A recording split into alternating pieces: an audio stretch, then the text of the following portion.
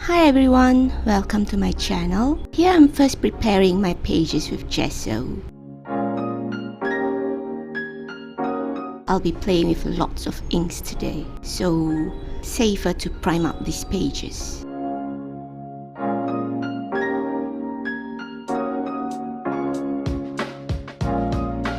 Here I'm using two Distress Oxide inks by Ranger. The blue one was actually a refill I poured into a spray bottle. I'm just letting the inks run and merge within themselves. I want that messed up drip effects for the background. Quite honestly, I'm still not too good with these sprays. I've yet to properly understand the way they work. I know for a fact they're not waterproof and react to water easily. I have some dry tape here, some sticky net tape people use for walls constructions and all, but I'm using it for a little bit of texture.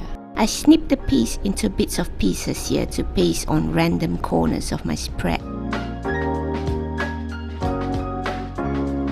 I'm making use of my black acrylic ink spray here.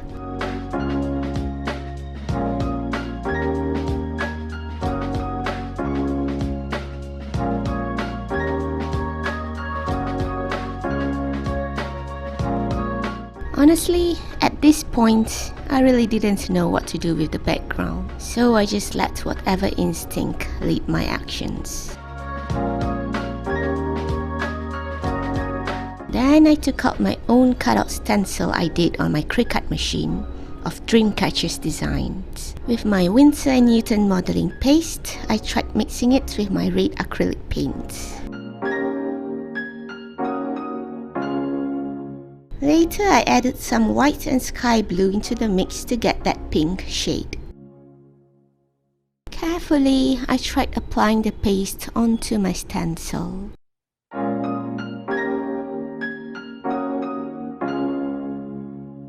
Then I'm going to stencil in another Dreamcatcher on that upper corner there.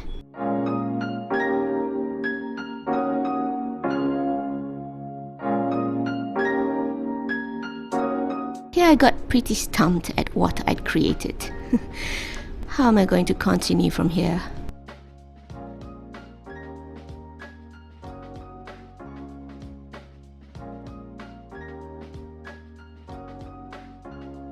Then just randomly mixing some red, sky blue and white paints again, I tried to give a wet wash on my 3D Dreamcatchers using that mix. A spritz of water and black ink. Gave it that complementary dripping effect.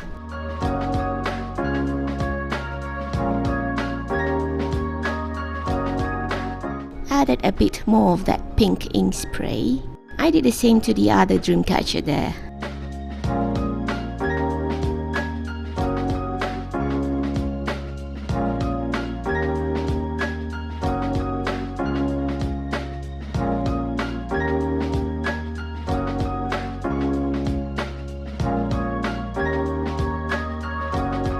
A bit more blue spritz.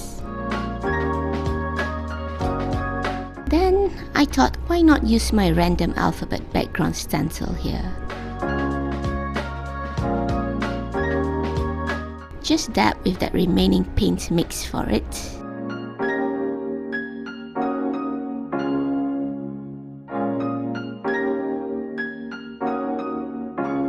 Then I tried to flip the stencil to use the negative print for the top.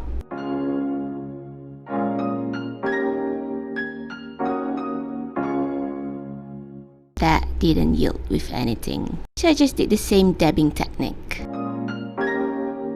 Here's my tub of titanium white acrylic paint. Nope, don't need that much. So as per my motto goes, to get my mojo going, I resigned to giving the spread some splatters with my white paint there.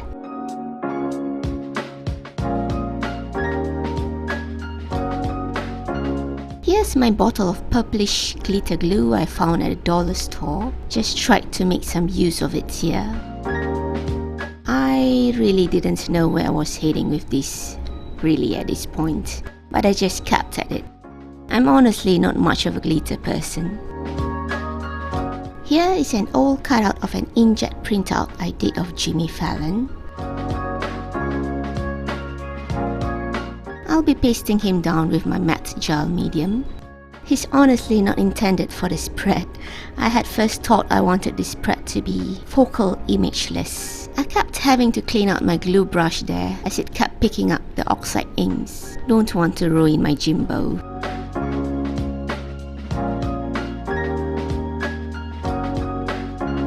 Yeah, I've messed up with his forehead there.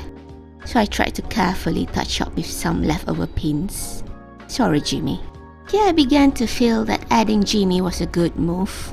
I think it gives the spread some focus. Seeing that the glitter glue have yet to properly dry, I took the opportunity to use my ice cream stick to spread out the glitter around the spread. With my charcoal pencil, I tried to again retouch Jimmy's hair and gave him some shadows. Here I have Tim Holtz journaling quote sticker pad. I chose the quote, "Leave a little sparkle wherever you go." I trimmed it into 2 parts.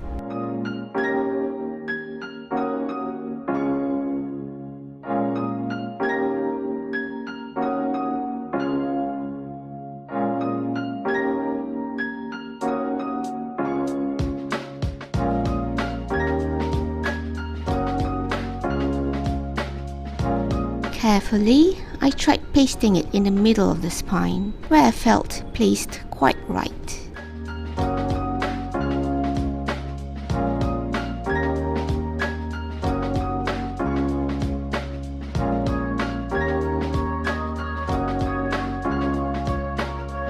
Then using the leftover gel medium, I secure those stickers down properly.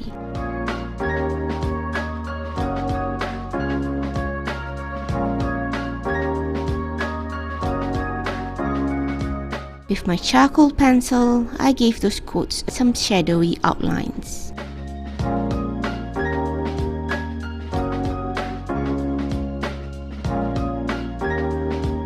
So that's it. I did this spread right after another one, and I was actually having effing cramps then, so I'll use that as an excuse for this almost angry splash looking spread. My back was hurting like F at the end of the spread. Looking at it now, I like how it ended up. That's what art journaling originally should be, right? A creation of your feelings of the moment. Well, thank you guys for watching. Happy journaling. Bye.